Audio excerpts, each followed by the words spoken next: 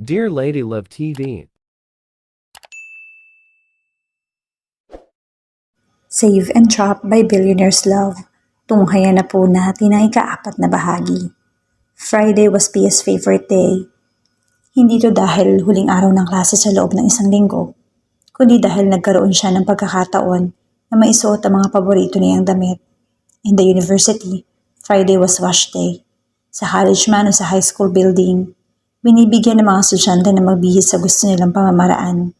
The administration wasn't bothered whether they show some skin as long as they could bring themselves properly. Ito ay dahil sa klaw ng universidad na iyon ang kurso ng pagmumodelo. Gayunman, hindi nais ni Pia na magsuot ng katulad sa mga estudyanteng modelo sa kanilang school. The pink dress she was wearing now was enough to turn everyone's head towards her. Isa pa, regalo iyon ng kanyang ninang. "Are you ready to go to school, Pia?"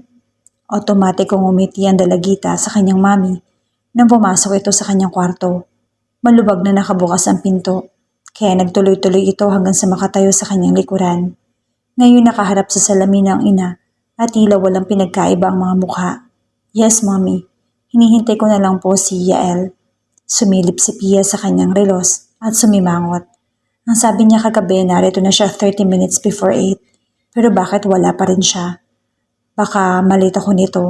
She gazed to her mommy through the mirror. What if sa inyo ni daddy na lang ako sumabay? Her mom tapped her shoulder while chuckling.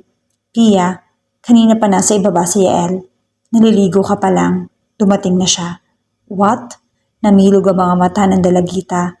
Her chest was suddenly attacked by panic. "Bakit hindi niyo po ako kinatok agad para magmadali ako?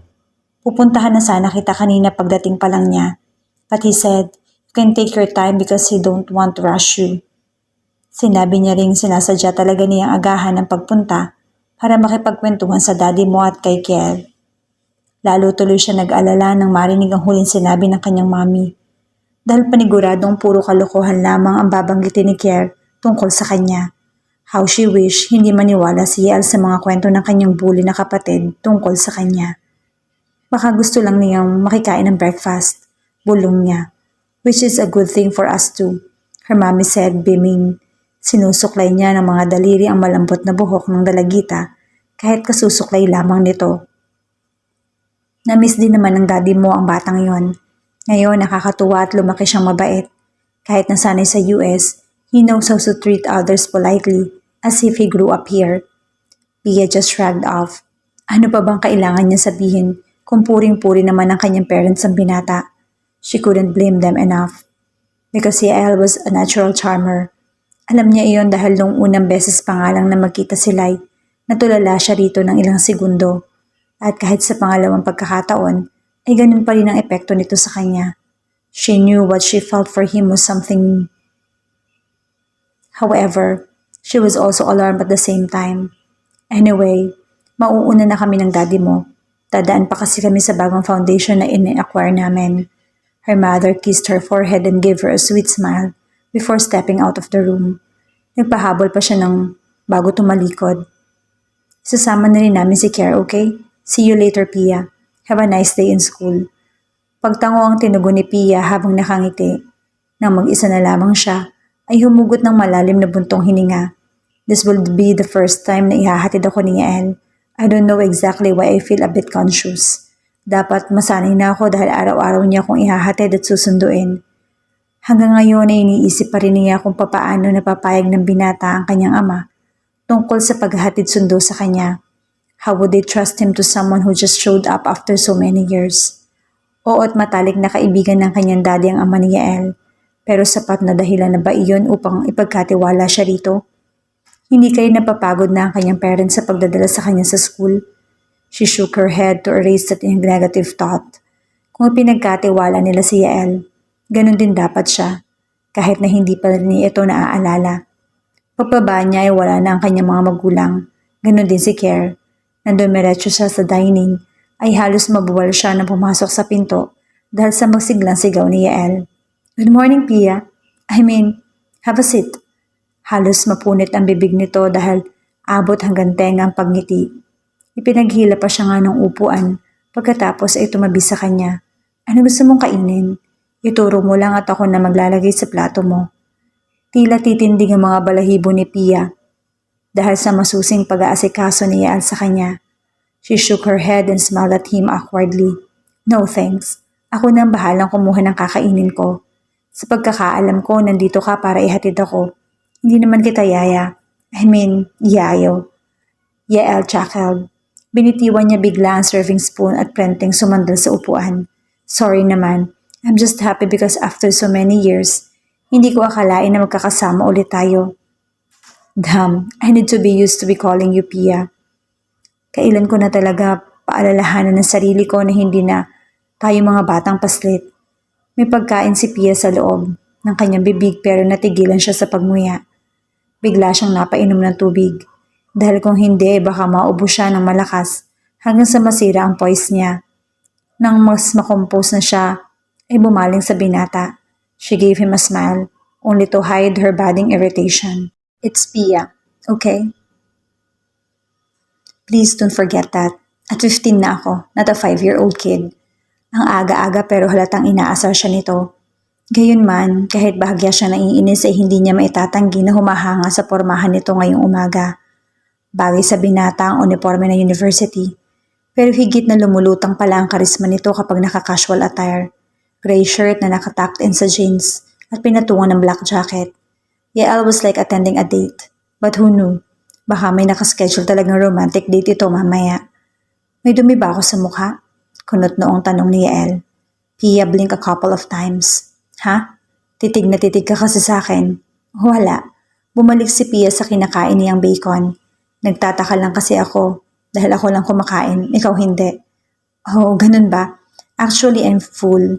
Gusto sana kitang hintaying bumaba kanina pero nahihiya naman akong tanggihan si Tito. Kaya heto, nauna na ako. He said. By the way, nakakatuwa rin si Kierno. Pia paused again. Even her fork and knife froze on her plate. What did what did Kier say to you? Tungkol ba sa akin? Nothing bad. Ani Yael sabay kindat. Itinuloy na lamang ni Pia ang agahan at pinipilit na hindi mamula sa inaakto ng binata. She knew Yael had no intention of showing her how charismatic he was. Gayunman, iba naman ang takbo ng kanyang puso. A couple of minutes later, when they arrived to school, pagkalapas pa lamang nila ng sasakyan ay si Yael na ang nagdala ng bag ng dalagita, bagay na tinutulan niya. Yael, give me my bag. Hindi naman mabigat yan. Ako na magdadala. Really ha? Yael chuckled. Huminto siya dahil naiiwanan sa paglakad si Pia. Hindi ka nga makahabol sa akin. Ikaw pa ang magdadala ng bag mo? Pinanliitan ni Pia ng mga matang ng aasar na binata. Sorry naman po kung isang hakbang mo lang ang katumbas ng 3 hakbang ko. Bulong niya. Hindi niya pinipilit na agawin ang bag at nagdiretso na lamang maglakad papunta sa entrance ng main building. Siya naman ngayon ang hinahabol ng binata dahil halos tumakbo siya sa paglalakad. Hey, wait for me. Ikaw naman, napipikon ka naman agad. Gusto ko na tuloy maniwala kay Kier. Huwag daw kitang asarin dahil madali kang mapikon. That insect. Nakakadiyamot talaga, napakadaldal. But seriously, kay Kier lang naman siya pikon dahil kung madali siyang maasar sa ibang tao, ay matagal na niyang pinatulan ng mga bully sa kanilang school, lalong-lalo na ang bagong kaklase niyang si Samantha. Siguro ay talagang naiilang pa siya kay Yael kaya ganito ang asal niya. Hindi ako pikon, okay? She finally said. Binagala na niya ang paglalakad at ngayon ay magkahilera na sila ni Yael habang papasok sa main door ng gusali. Hindi lang talaga ako sanay na may ibang nagdadala ng bag ko bukod kay Dad. Well, dapat masanay ka na. Dahil simula ngayon ay ako na ang tagabitbit ng bag mo at tagahatid sundo pa. Get that? Oo na po. Bulong ni Pia pero batid niyang narinig siya ng binata. I guess I'm lucky after all. Dahil may yayo ako na libre ang service fee. Narinig niyang tumawa ng malakas ang binata. Pansin ni Pia na bawat nadadaanan nilang estudyante ay nakatingin sa kanila. Dahil ba habang naglalakad siya ay may tila higanteng pader ang nakabuntot sa likuran niya. Hindi naman kasi may tatanggi ang height nito at forma. He was indeed a head turner. Nagiinit pa rin ang pakiramdam na mukha ni Pia nang maihatid siya ni Yael sa mismong classroom nito. Doon nito inabot sa kanya ang bag. Thanks, ang tanging sinabi ni Pia at pilit nang umiti. It's no big deal. Tugon ni Yael na sumandal sa may pinto. Nagsalikop siya ng mga braso habang sinusulyapan ang loob ng klase. So what time will I pick you up? Oh no, huwag dito please. Sa parking area na lang tayo magkita. Mari niyang ginawa ang pag-iling. Katulad ng ginagawa ni Dad, hinihintay na lang ako sa sasakyan. It's because Tito Zach isn't a student. Hindi niya kailangan pumunta rito. Ako, student ako at nasa kabilang building lang kami. Kaya whether you like it or not, susunduin kita, okay?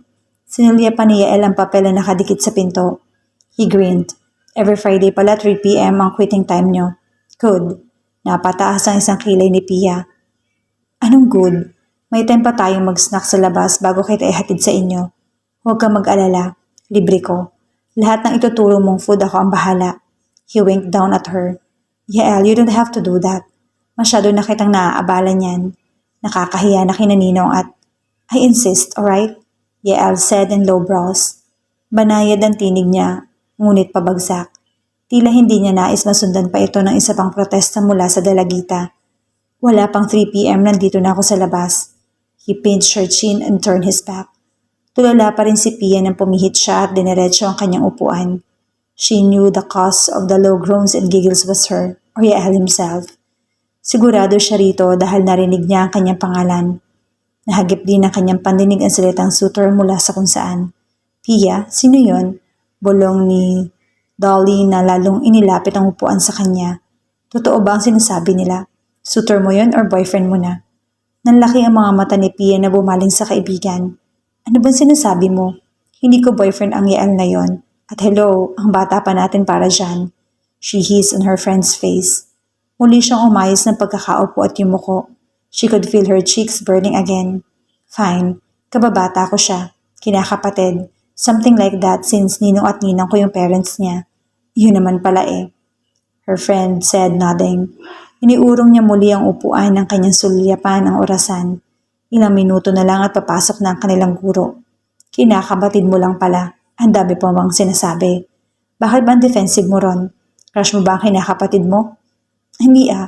Sa lakas ng boses ni Pia ay nasitinginan sa kanya mga kaklase. Dahil dito, tila gusto niyang matunaw. Muli na naman siyang napayuko na may marinig na boses sa kanyang likuran. Wow, that guy looks familiar. Hindi na kailangan pang lumingon ni Pia sa likuran upang alamin na nagsalita. Si Samantha naman ang bukod tanging lagi may sarkastikong undertone sa likod ng mataas na tinig. Siguro, magmamakaawa ka sa kanya na bantayan ka. Sa bagay, napakasumbongero mo kasi. Akala mo naman, matutulungan ka niya kapag may ginawa ako sa'yo. Is that a threat? Tanong ni Pia, ngunit hindi siya nilingon. Her eyes were even shut to save her patience. Goodness gracious, she needed to think of creative ways on how to prevent this brat from agitating her. Siguro ay kailangan na niya mag-report sa guidance sa office, gayong ama nito mismong naroon. Sumbongera na kung sumbongera, kasi hindi ako natatakot sa'yo. You bitch, Pia gasped when Samantha kicked her chair from behind. Hindi man ito masyadong malakas, ngunit sapat na upang bigla niyang ikairita. Tatayo na sana siya nang biglang tumunog yung bell. Ilang saglit pa ay may mataas na lalaking pumasok sa silid at pumesto sa harapan. Napayuko na lamang si Pia dahil hindi niya nais makita ang guro na namumula sa pagkainis ng kanyang mukha. Pia, hindi ba siya yung kinakapatid mo? Ano nga ulit name niya? Ha? Inangat ni Pia ang mukha at laking gulat niya na imbis guro ang nakatayo sa harapan ay walang iba kundi si Yael. She swallowed hard. Good morning. Anito at iginala ang seryosong paningin. I just want everybody to know, whoever bullies Pia will suffer the consequences. At hindi ninyo magugustuhan ang gagawin ko. Malinaw ba? He slammed his hand on the table. Bago siya lumabas ng classroom, ay tinapunan ng matalim na tingin si Samantha. Everyone on the other hand was silent and dumbfounded of what just happened. Kung kanina ay tila mangangain ang itsura ni Yael, paglabas niya ay mangiyak-ngiyak siya sa pagpipigil ng tawa. The reaction of the whole class was priceless to him. Tila nakarinig ng huling sentensya mga kaklase ni Pia. Nang siya ang magbanta, ang totoo ay hindi naman niya balak itong gawin. Ngunit nang masulyapan niya sa loob ng silid ang nambubuli sa kanyang kababata, labis siya nag-alala. Batid niya sa forma pa lamang nito ay hindi palalampasin ng isang segundo na hindi makakaisa kay Pia. Kaya nga ayaw man niyang manakot, ginawa na rin niya. Alang-alang sa kaligtasan ng dalagita. Malaman lang niya na inaagrabyado nito si Pia. Gagamitin niya ang anumang koneksyon na meron siya upang panagutin ito. Naglalakad sa pasilyo si Yael nang bigla siyang matigilan dahil sa guro na humarang sa kanyang dinaraanan. He only nodded at her without saying anything. Ngunit hindi pa rin siya pinaparaan nito. The teacher with a high bun even blocked him whenever she moved. What's her problem? Good morning po. He breathed impatiently. Pinilit din niyang ngumiti ng kaunti. Sabihin mo nga sa akin, iho, ano ginagawa mo sa klase ko? Huminga at lumingali nga si Yael bago tinuro ang sarili. Ako po ba ang tinutukoy niyo, ma'am? Kanino pa ba ako nakatingin? Sa'yo lang, di ba? Halos lumuwa ang mata ng guro habang tinititigan siya. At isa lang naman ang classroom sa dulo ng corridor na pinanggalingan mo. Kaya sabihin mo sa akin ang ginagawa mo ron. May nililigawan ka ba sa grade 10 ko? Ano ba bang illegal yan dito sa school? Naniligaw agad. Diniinan ni Yael ang kanyang mga labi upang pigilan ang sarili na magpakawala ng malakas na halakhak. The teacher must be out of her mind. Paano nito naisip na may pinopormahan siya sa high school? Batid niya sa sarili na minsan ay mahilig siyang mag-good time, pero hindi pa sumagi sa isip niya ang makipag-flirt sa isang minor. For heaven's sake, kasing edad lang ni Pia at mga kaklase nito ang kanyang kapatid. Nagkakamali po kayo, ma'am. Wala akong ginawang masama sa grade 10. Hinatid ko lang po yung kapatid ko and that's all. Ni Yael, binanggit niya ang kapatid si Pia upang hindi na humaba pa ang paliwanag niya. Sa bagay ay ito naman talaga ang turing niya sa daligita, isang kapatid. The teacher arched her brows. At sino naman ang kapatid na tinutukoy mo? She scanned him from head down to feet and back to the face. Ngayon lang kita nakita. Sino sa students ko ang tinutukoy mo? Si Pin. I mean, Pia po. Oh, come on, just let me go. Nagsisimula na mabawasan ang pasensya ni Yael. Mabuti na lamang at tumunog ang cellphone ng guro. Sinamantala ito ni Yael. Nang kinausap ng guro ang tumatawag sa kabilang linya, patakbo siyang lumayo na walang lingon-lingon. Sana naman kapag bumalik ako mamaya, iba na ang teacher nila. He sighed inwardly. Tila pakiramdam ni Yael ay minamalas siya ngayon. Dahil nang patungo na siya sa kanyang gusali ay may pamilyar na tinig ang tumawag sa kanya. Yael, wait! Nilingon niya nagsalita na nakatayo sa harap ng gusali na may pangalang School of Modeling. Ilang sandali pa, tumakbo na papunta sa kanya ang babaeng nakasuot ng mini short at crop top. Hindi siya sigurado kung minomodel lang nito ang kapirasong suot o talang gusto nitong ihayag ang buong katawan. Venice! Walang buhay na bati ni Yael. What's up? Malamig man ang bungad niya. Hindi ito ininda ni Venice. Yumaka pa nga siya sa braso ng binata. Isinandal pa nito ang ulo sa likod niya. Now they look like a couple strolling at a park. Ganon din naman ang eksena ng iba pang naglalakad. The college side of the university campus was more matured. After all, iba-iba sa nature na ginagalawan niya kumpara kay Pia doon sa high school building. Hey, may gagawin ka ba mamaya after the class? Venice asked, grinning. Hindi niya alintana ang malaking hakbang ng binata. Kahit mataas ang kanyang footwear, sanay siyang lumakad na mabilis at hindi nabubuwal. I just want to invite you. May party sa bahay ng coach ng university. I guess dapat lang na makilala ka na nila kahit wala pang practice game. What do you think? Thanks for the invitation but I have something to do later. Puno ng schedule ko. Yael responded dryly. How about tomorrow night? May gagawin ka ba? Sabado naman yon. What do you think? Halata na ang pagkahingal sa tinig ni Venice. Pero sinasadya niyang gawing sexy ang pagbugay niya ng hangin. She was even smirking secretly. So, pwede ka ba bukas? Hindi ako sigurado. That was, he said. But inwardly he meant no. Halos lambati ni Venice sa kanyang braso. Ngunit hinayaan na lamang niyang ito ang makapagpapasaya sa dalaga. Isa pa'y sanay naman siya sa mga babaeng katulad nito. Iyon ang gumagawa ng first move at hindi direktang isampal sa pagmumukha niya ay isinisigaw ang motibo sa kanya. Sa unang kita pa lamang niya kay Venice, batid niyang liberal ito kung liberal. If only he was in the right mood, he would flirt back at her. Venice was a nice catch, that was for sure. Ngunit katulad nga ng promise niya sa sarili ay maglalaylo muna siya sa mga babae. At least after he settled his problem about his lolo. Iyon ay ang pagkumbinsi rito na ituloy ang pagpapagamot upang humaba pa ang buhay. Isa pa'y gusto niya rin talagang bumawi kay Pia. Wala siya nagawa noon para sa pag-recover ng kababata. Ngayon man lang ay maranasan nitong may kuya na nagpoprotekta rito. Kahit nang pumasok si Yael sa loob ng kaniyang klase, ay tila linta na nakadikit pa rin si Venice sa kanya. Tuloy, naging tampulan sila ng tukso. Hindi ito pinansin ng binata at umupo na lamang sa silya na kanyang kinasanayan. Mabuti na lamang at may katabi siya. Nagbuntong hininga na lamang siya nang lumapit si Venice. Huy, you, alis. Angal ni Venice na wari galit na pusa sa babaeng katabi ni Yael.